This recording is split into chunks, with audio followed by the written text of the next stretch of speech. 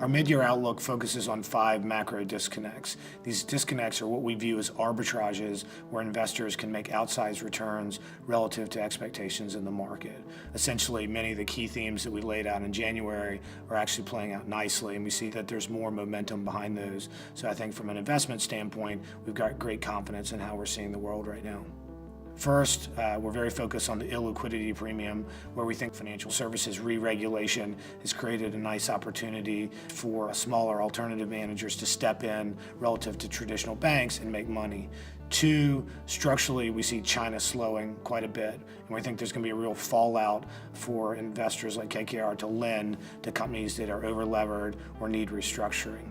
China's fixed investment has gone from 34% year-over-year growth down to about 11%. That's a dramatic decline, and it's one that we actually think could go into the mid-single digits over the next couple of years. The third big theme is that we see excessive central bank intervention. Essentially, central banks today are suppressing nominal rates, and they're trying to get nominal GDP above that. In that type of environment, you want to own real assets that have yield, growth, and inflation hedging. Fourth, we see that a lot of companies still today have inefficient balance sheets.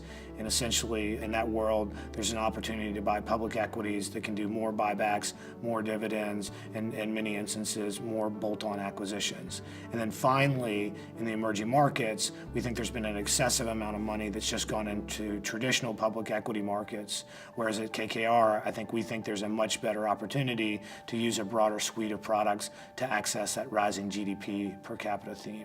There's a real difference in the setup between developed markets and emerging markets. In developed markets, what you see is that the equity earnings yield is way above the risk-free rate.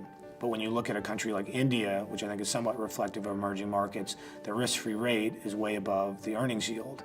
That's really one of the key themes that we're highlighting, which is as you think about accessing the emerging markets, you've got to go beyond just traditional public equities. In terms of the risks that are out there, I think the first one is just that we're 72 months into an economic expansion, and typically the animal spirits come out towards the end of most expansions. So if you look at features such as M&A as a percentage of GDP or percentage of companies that are unprofitable that are going public, those numbers are kind of hitting high levels that warrant some caution.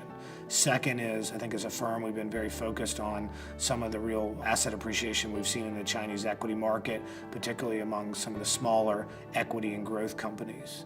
And then third, I would say we're just focused on the Fed raising rates at a time when 60+% of the global economy is easing. The idea that we can get through that smoothly with no transitory bumps, I think is probably highly unlikely. And so we're not predicting that there's going to be a major dislocation, but I do think we're going to have some periodic setbacks along the way. The key message from the mid-year update is very similar to what we laid out at the beginning of the year. Start to get closer to home, raise a little more cash, find more idiosyncratic risk, and try to find things that have yield along the way. Doesn't mean there's not still a lot of upside, you just have to be more nuanced in your approach.